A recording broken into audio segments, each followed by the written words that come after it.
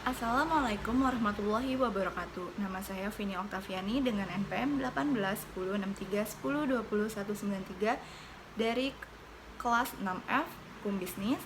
Saya di sini akan sedikit menjelaskan mengenai Undang-Undang Nomor 7 Tahun 2014 tentang perdagangan. Yang pertama saya akan bahas yaitu mengenai latar belakang Undang-Undang Nomor 7 Tahun 2014 tentang perdagangan, yaitu bahwa peranan perdagangan sangat penting dalam meningkatkan pembangunan ekonomi, tetapi dalam perkembangannya belum memenuhi kebutuhan untuk menghadapi tantangan pembangunan nasional sehingga diperlukan keberpihakan politik ekonomi yang lebih memberikan kesempatan, dukungan, dan pengembangan ekonomi rakyat yang mencakup koperasi serta usaha mikro, kecil, dan menengah sebagai pilar utama pembangunan ekonomi nasional. Selanjutnya, ada dasar hukum Undang-Undang Nomor 7 Tahun 2014 tentang perdagangan. Yang pertama yaitu Pasal 5 Ayat 1, Pasal 11, Pasal 20, dan Pasal 33 Undang-Undang Dasar Negara Republik Indonesia tahun 1945.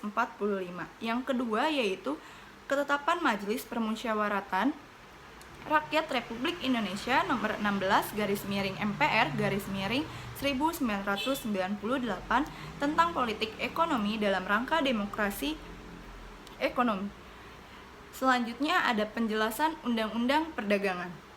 Itu perdagangan nasional Indonesia sebagai penggerak utama perekonomian tidak hanya sebatas pada aktivitas perekonomian yang berkaitan dengan transaksi barang dan garis miring atau jasa yang dilakukan oleh pelaku usaha, baik di dalam negeri maupun melampaui batas wilayah negara.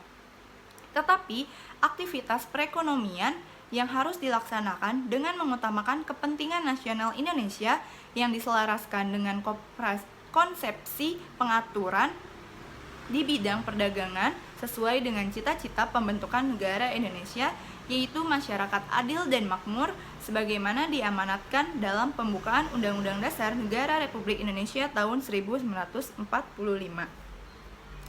Banyak pasal yang terdapat di dalam Undang-Undang Nomor 7 Tahun 2014 tentang perdagangan. Tetapi di sini saya hanya menjabarkan dua pasal saja, yaitu pasal 112 ayat 1 dan pasal 112 ayat 2, kemudian pasal 113. Di pasal 112 ayat 1, eksportir yang mengekspor barang yang ditetapkan sebagai barang yang dilarang untuk diekspor sebagaimana dimaksud dalam pasal 51 ayat 1 dipidana dengan pidana penjara paling lama yaitu 5 tahun dan garis miring atau pidana denda sebanyak 5 miliar rupiah. Pasal 112 ayat 2 yaitu importir yang mengimpor barang yang ditetapkan sebagai barang yang dilarang untuk diimpor sebagaimana dimaksud dalam pasal 51 ayat 2 dipidana dengan pidana penjara paling lama 5 tahun dan garis miring atau pidana denda paling banyak 5 miliar rupiah. Selanjutnya yaitu pasal 113,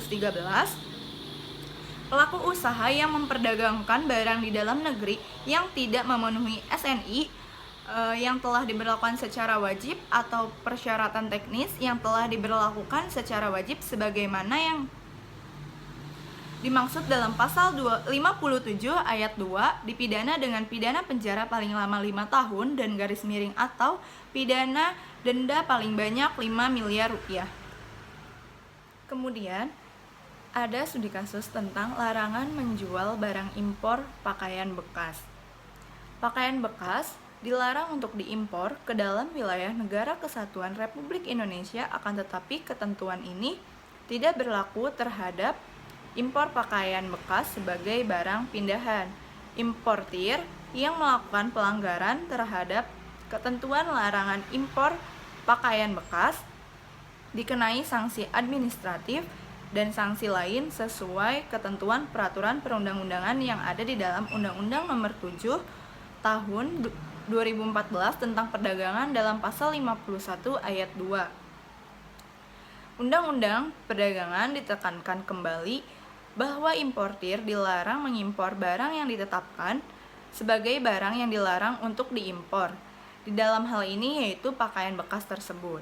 importir yang mengimpor barang yang ditetapkan sebagai barang yang dilarang untuk diimpor diancam pidana dengan pidana penjara paling lama 5 tahun dan atau pidana denda sebanyak 5 miliar rupiah. Itu adalah salah satu contoh studi kasus dari Undang-Undang Perdagangan ini. Ada hadis yang berbicara tentang perdagangan dari Hakim bin Hizam radhiyallahu an. Rasulullah Shallallahu alaihi wasallam bersabda yang artinya penjual dan pembeli masih boleh memilih untuk meneruskan transaksi atau membatalkannya selama mereka belum berpisah. Jika keduanya jujur dan menjelaskan apa adanya, maka keduanya diberkahi dalam jual belinya. Jika keduanya menyembunyikan, cacat dan berdusta, maka akan dihapus berkah pada keduanya. Hadis riwayat Bukhari nomor 1973 dan hadis riwayat Muslim nomor 1530. Sekian yang dapat saya sampaikan. Mohon maaf bila ada kekurangan.